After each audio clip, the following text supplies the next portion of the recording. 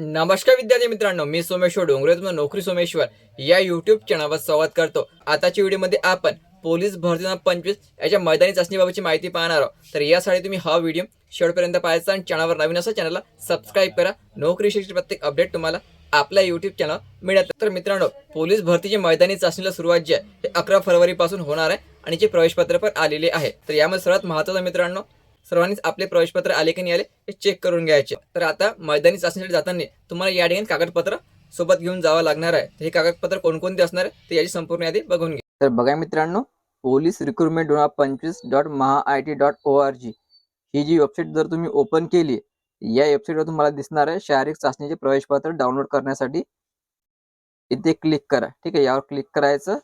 यावर क्लिक केल्याबरोबर तुम्हाला तुमचे प्रवेशपत्र डाउनलोड करता येणार आहे। लक्षात ठेवायचं, अर्ज क्रमांक आणि जन्मतारीख याचा आधार घेऊन तुम्हाला आपले प्रवेशपत्र डाउनलोड करता येणार आहे। ठीक आहे, अर्ज क्रमांक आणि जन्मतारीख एकखट्टे लिहायची आणि आपले प्रवेशपत्र डाउनलोड करून घ्यायचे। या ठिकाणी टाकून आपले प्रवेशपत्र डाउनलोड करू शकता।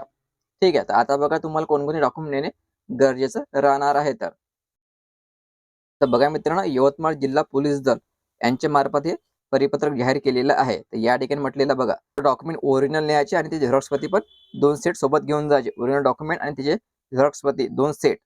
ठीक आहे, तर बघा आधार कार्ड तुम्हाला न्यावं लागेल, पासपोर्ट साईज रंगीत फोटो 4। ठीक आहे, जास्त सोबत घेऊन जायचे।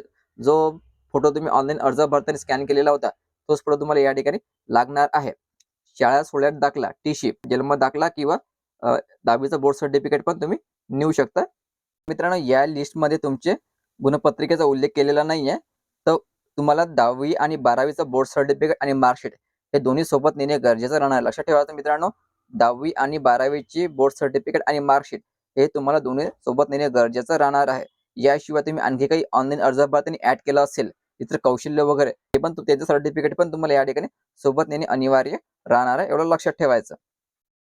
नंतर अधिवास प्रमाणपत्र म्हणजे डोमेसिल लागणार आहे। सर्वच विद्यार्थ्यांना डोमेसिल लागणार आहे। जात प्रमाणपत्र म्हणजे कास्ट सर्टिफिकेट फक्त ओपन कॅटेगरी सोडून सर्वच कॅटेगरीच्या विद्यार्थ्याला जात प्रमाणपत्र म्हणजे कास्ट सर्टिफिकेट या ठिकाणी लागणार आहे। ठीक आहे, तर नॉन क्रिमिलियर ज्यांना लागू आहे त्यांनाच हे नॉन क्रिमिलियर लागणार आहे। ज्यांना जर तुम्हाला नॉन क्रिमिलियर लागू असेल, ओपन कॅटेगरी सोडून, SC ST कॅटेगरी सोडून ज्यांना नॉन क्रिमिलियर लागू आहे त्यांना हे सर्टिफिकेट सोबत नेणे गरजेचं राहणार आहे। ओरिजिनल आणि त्या झेरॉक्स प्रती पण सोबत न्यायच्या।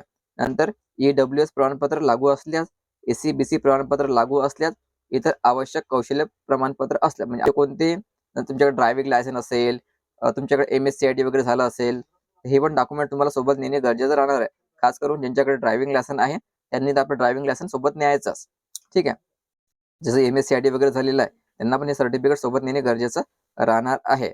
आता बघा, काही विद्यार्थ्यांनी आपलं आरक्षण घेतलं असेल, जसे की माजी सैनिक, खेळाडू, प्रकल्पग्रस्त, भूकंपग्रस्त, अंशकालीन पदवीधर, गृहरक्षक दल, पोलीस पाल्य, अनाथ इत्यादी उमेदवारांनी संबंधित वैध प्रमाणपत्र अनिवार्यपणे सोबत ठेवावीत। आता तुम्ही जर माजी सैनिक, खेळाडू, प्रकल्पग्रस्त यासारखे आरक्षण घेतलं असेल, त्याचे सर्टिफिकेट तुम्हाला या ठिकाणी लागणार आहे, ते पण ओरिजिनल।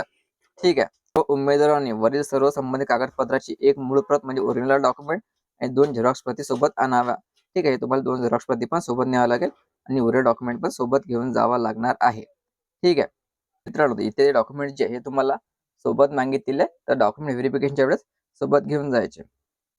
लक्षात ठेवा मित्रांनो, तुमची जी मैदानी चाचणी आहे ही एप्रिल महिन्यापर्यंत चालणार आहे, की त्यापेक्षा पण पुढे जाऊ शकते। आणि मी जे डॉक्युमेंट सांगितलेले आहे डॉक्युमेंट त्याच पद्धतीने सोबत घेऊन जायचे। ओरिजिनल डॉक्युमेंट पण सोबत न्यायचे आणि त्याचे 2 झेरॉक्स सेट पण सोबत घेऊन जायचे। फोटो थोडे जास्त नेले तरी चालेल।